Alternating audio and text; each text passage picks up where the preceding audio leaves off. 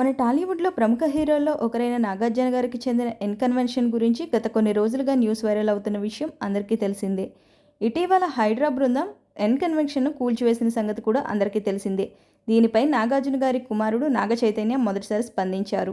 తుమ్మిడికుంట చెరువును ఆక్రమించి అనుమతి లేని నిర్మాణాలతో వ్యాపారం చేస్తున్నారంటూ మాదాపూర్లో కన్వెన్షన్ ఫంక్షన్ హాల్ను ఇటీవల కూల్చివేశారు. అయితే కూల్చిన మధ్యాహ్నానికి హైకోర్టు దీనిపై స్టే ఇచ్చింది. కూల్చివేతపై నాగార్జున స్పందిస్తూ చెరువును అంగుళం కూడా ఆక్రమించలేదన్నారు.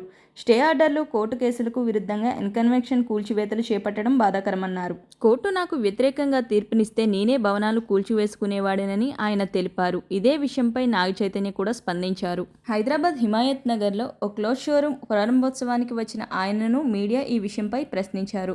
దీనికి నాగ చైతన్య స్పందిస్తూ ఆ విషయం ఇప్పుడు వద్దని, కన్వెన్షన్ కూల్చివేతకు సంబంధించి నాన్న ట్విట్టర్లో అన్ని వివరాలు చెప్పారన్నారు. డెస్టినేషన్ లేదా హైదరాబాద్లోనేనా మీ పెళ్లి జరుగుతుంది అనే ప్రశ్న ఎదురైనప్పుడు ఇంకా ఏం నిర్ణయించుకోలేదన్నారు. ఎక్కడ ఎప్పుడు జరుగుతుందో త్వరలోనే అందరికీ అన్నీ తెలుస్తాయన్నారు. ఇక ప్రస్తుతం నాగ చైతన్య చేస్తున్న తండేల్ సినిమా గురించి కూడా ప్రశ్న ఎదురుకాగా తన ప్రస్తుత లుక్ తండేల్ కోసమేనని చెప్పారు. ఇప్పటి వరకు తను చేసిన సినిమాలతో పోలిస్తే తండేల్ పాత్ర అత్యంత సవాల్తో కూడుకున్నదన్నారు. ఇది నిజమైన కథ ఆధారంతో రూపొందుతుందని ఆయన వివరించారు. వీడియో కనుక మీకు నచ్చినట్లయితే వీడియోని లైక్ చేసి షేర్ చేసి నా ఛానల్ని సబ్స్క్రైబ్ చేసుకోండి. Thanks for watching.